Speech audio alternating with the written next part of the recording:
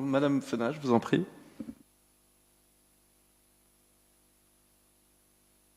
Je casse le matériel. Parmi les nombreuses dispositions de régression sociale qu'elle comportait, comme l'élargissement du recours aux contractuels en lieu et place de titulaires et celle de la réforme du temps de travail des agents, les fameuses 1607 heures contre lesquelles nous sommes fiers de nous battre, la loi de transformation de la fonction publique d'août 2019 a également prévu la fusion dans des comités sociaux territoriaux des deux organismes paritaires qu'étaient les comités techniques et les comités d'hygiène, de sécurité et des conditions de travail, ou plutôt la disparition de ces derniers en une simple commission spécialisée compétente en matière de santé, de sécurité et de conditions de travail. Par cette loi, la santé et la sécurité des agents et agentes sont devenues secondaires.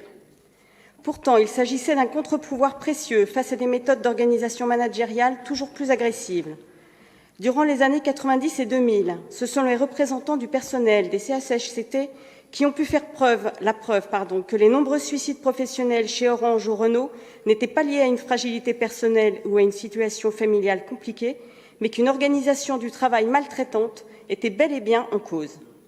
Les CHSCT sont également directement responsables des fameux arrêts amiantes rendus par la Chambre sociale de la Cour de cassation en 2002, qui signifient aux employeurs qu'en matière de sécurité, ils ont une obligation de résultat et non plus seulement de moyens.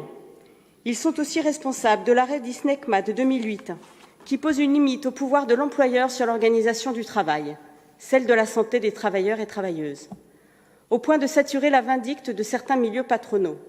Alors que la crise sanitaire a démontré l'importance du rôle et de l'action des représentants des personnels dans les CHSCT, Macron aura donné raison au MEDEF. Bien que la France insoumise se soit toujours prononcée contre cette nouvelle régression sociale, nous ne voterons pas contre cette délibération, car nous savons que la qualité du dialogue social entre la collectivité et ses agents et ses agentes a permis aux organisations syndicales d'être en accord avec celle-ci. Nous nous abstiendrons néanmoins.